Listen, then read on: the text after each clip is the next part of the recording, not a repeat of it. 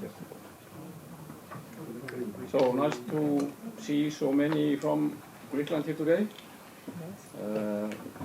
Discussing this very interesting topic on heating. And it's very interesting to show for me to see how much things are going on in Greek in this area, energy efficiency and heating. My name is Baldur Petursson. I'm project manager of international projects, dealing with EEA grants and these projects. And I will be quite quick. We can send you after the presentation some more information by email, links to documents and reports and such things.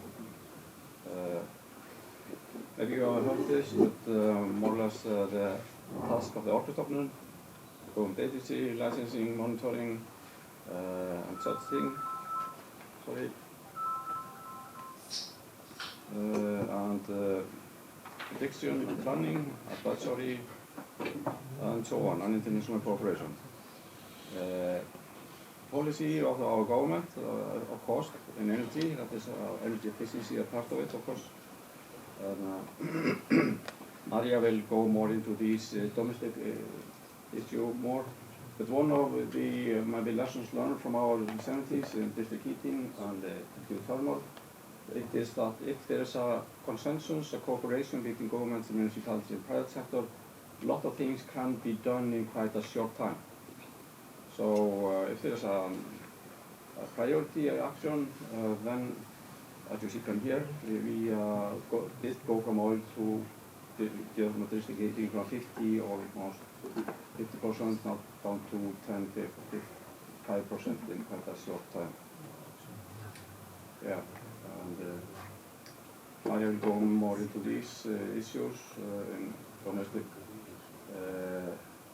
discussions. One may be issue regarding savings. It has been calculated that our savings of geothermal district heating is about 2.6 of GDP. How much? 2.6% benefits instead of heating by oil, so on average. And how much is that? That's almost average spending of military issue in average military nation. So, from the goals, we have the Paris Agreement, of course, 2020, 2030, 40, and 50, carbon neutrality, and independent from fossil fuel. Maria will maybe discuss this later on, and maybe go into more. Tomorrow you will see some of these companies on Helliseyri. They will discuss it and describe it more. This is about maybe energy clusters and how they will grow out of geothermal into maybe related business. That is maybe was not planned in the beginning, but it's just happening, and quite innovative and successful. International cooperation, as you know, we are a member of the EEA, and that's part of our program here. And we are, Iceland is a TPP, focusing on Poland, Romania, and Bulgaria, especially. And probably there's a lot of district heating in Europe. There has been quite a successful process going on. A lot of these projects are about cooperation, integration, education, capacity building, and such things. And also in pre-feasibility studies in some of these countries, cities. I have here maybe you can take a copy of our maybe recent European project. This is they have also a website, and you can go into the website, and there's a lot of documents there and information. Iceland has been based on the grants project to Azore Islands in Portugal, and with the power production also. Feasibility studies in quite many places. Croatia here, and then in Poland, several places in Poland based on questions and asks from Polish authorities. And many of these visits and cooperation has led to a more concrete process later on. These are, of course, based on EA grants, and when the EA grant was launched in 2020, it was a big program, for example, in Poland, and much of this money that was put in these programs were also as a call on the market. They were just launched on the market, and private companies and municipalities did have a cooperation, and they did a lot of projects on that. For example, in Poland alone, it is estimated that savings of CO2 will be around 600,000 tons per year, just of these programs. That's quite a lot. Of course, Iceland is a small country, and it's estimated that the savings in Iceland annually is about 120,000 tons. So this program is quite a big for much more savings. Here are these leaflets I talked about, handed out. These are the newest programs. And we will also send you this presentation. There's a link in the presentation to further information.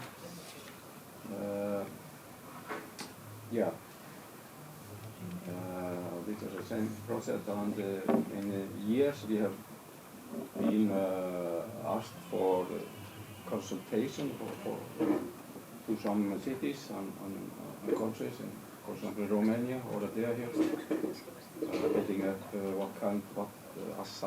some kind of assessment based on cooperation with companies on the market. And based on that kind of pre-assessment of feasibility studies, these cities have been doing more concrete projects, building up district heating and so on.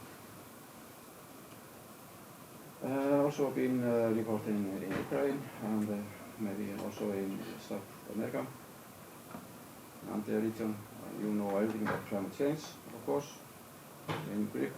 A lot of heat, and there's in Europe there's maybe more and more attention to the geothermal and heat pumps and such things because of climate crisis and energy crisis. And there's linked to the energy crisis is some kind of security issue highly involved. And you know much about these in Greece that we've been here, but in Iceland there's also aspects of the climate change, as you can see. A little bit of the Nordic, and we are also in cooperation with Nordic countries, and in Nordic countries maybe there's something that you can learn from, because in Nordic research there's an association linking together all these Nordic countries of energy.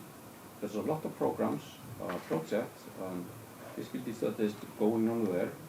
Many of these information they are quite open, and people from this Nordic energy research they have a presentation if there's a ask for it outside these countries, and there's some kind of Nordic cooperation of energy efficiency and house heating and energy security and so on. And that is can be practical, of course, for other regions, because that is nothing specially for Nordic. It's just approach and methods that can be used in other places. And you can get information about that in mail I will send to you, and look more closely to this later on. I'm sorry for I'm a little bit hurry and all the information. The project I was, the papers that you got, there's a link to these reports in these websites, and I will send it to you. It's quite a lot of work in these projects in cities, and in Poland, and so on. So some of it can be practical, I think, maybe. but it's better to go it on the website, link, than carry on heavy papers. So I wish you all the best. Very nice to see you here, and have a nice day in Iceland. Thank you very much. One question, just one Yes. question. This project that it's district heating with geothermal energy, which kind of the temperature of the water that is used, which is the temperature? In In Poland, let's say, because here, okay, but there's all kinds of temperature. It's but, a- yes, by because the- in Greece we have only in one place high temperature, but in other places Yeah. are less, but still could be exploited for that. That's why I'm asking. For example, in Poland, in other areas in Europe, there's both high and low, Yes. and they are frequently using heat pumps. In combined, Okay. So it's just it is. They are also using heat pumps, although they have access to maybe 70 degrees geothermal in some places. They need in other places geothermal heat pumps. And in one of the links, the regional project, there's a website, a link, I sent it to your mail, to advanced some kind of data bank we created in Europe. They did it in Hungary especially, and in Slovakia and Poland. There's a data bank that every country in Europe can use, and they are simulating all kinds of options for municipalities and even people. What if we isolate? What if we can use so much of this and that? And you have a practical outcome. So I will send you more. So when you say geothermal for heating, you include geothermal heat pumps, not only district heating. Yeah, it's included. It's include all of this kind of technologies. Yes, because they have to use everything. So, Yes. All right. yeah. Because in Greece, the most important thing is geothermal heat pumps. Mhm. Okay.